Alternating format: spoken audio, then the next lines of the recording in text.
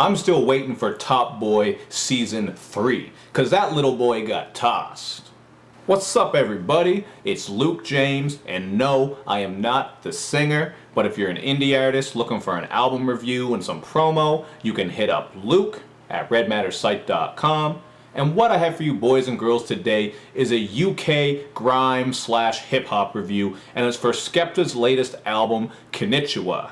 Now I've been getting a lot of UK requests, so I'm doing my best to follow up. And earlier, about a month or two ago, I actually reviewed Kano's Made in the Manor album, and I thought that one was pretty good, but I actually prefer the Skepta album just because I find the production to be a little bit tighter. It definitely comes through with a lot of those bangers. On It Ain't Safe, we get a sound that kind of reminds me of 3 6 Mafia, not only because of the flows that Skepta uses, but also because of that hook from Young Lord where he chants, "It ain't safe on the block, not even for the cops." And even though it's kind of simple and basic, I like this track, man. It's really bassy, aggressive, the type of shit that you can drive around to and maybe cause a little bit of havoc to. I'm not saying get into some trouble and do some crazy shit, but you know what I mean. When you're just out having fun, maybe for you young guys out there driving and wheeling around. I'm kind of washed up, so, you know, might not be blasting this one with my toddler in the back, but you know what I mean. It's some good night riding music when you just want something big and bassy. And there are a lot of great bassy tracks on here,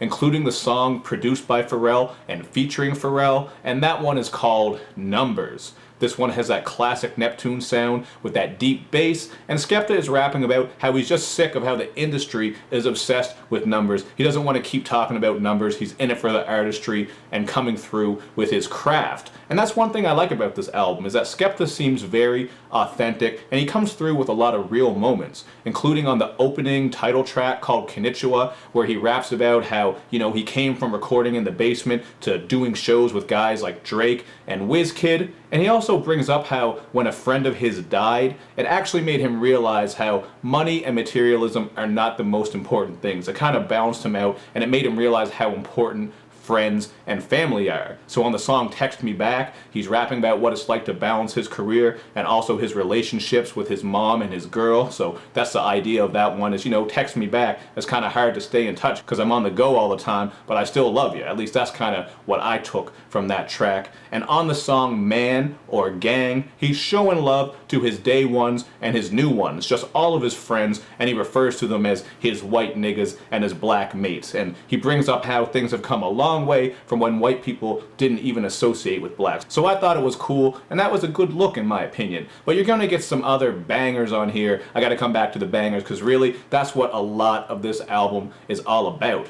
You got the song Crime Riddim that kind of reminds me of The Legend of Zelda, just because the beat has this 8-bit sound to it. And Skepta tells a story of how he got into this big fight and then got arrested and strip searched like a Chippendales dancer. And if you don't know what a Chippendales dancer is, ask your mom, and if she blushes, then you know that she's seen some guys jumping around swinging their wieners like helicopters. Now, as far as other aggressive songs on here, I already mentioned It Ain't Safe, and Shutdown is another loud, bumpin' banger. Although I was kind of disappointed that we didn't get the Shutdown remix featuring Idris Elba, because I swear to God, man, Luther has bars. So I'm going to post that video at the top of the comment section so you can hear for yourself. But the original version is pretty dope too, and you don't want to skip out on that one.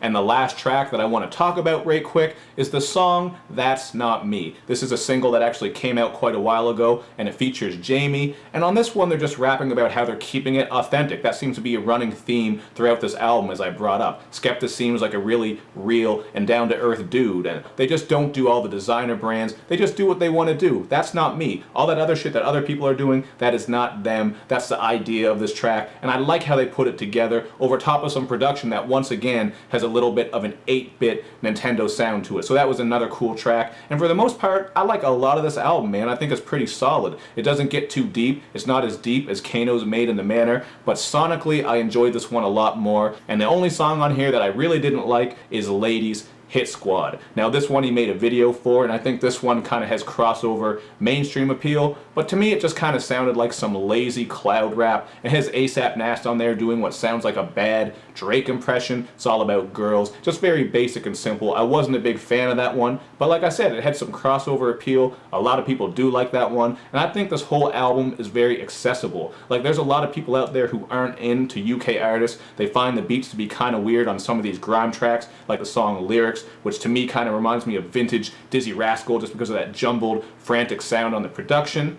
But overall, you're going to get a very accessible album here. Lots of bass, like I said, some good beats, some good rhyme schemes, and I don't think his accent should be enough to turn you off unless you're a real stickler for that and that annoys you.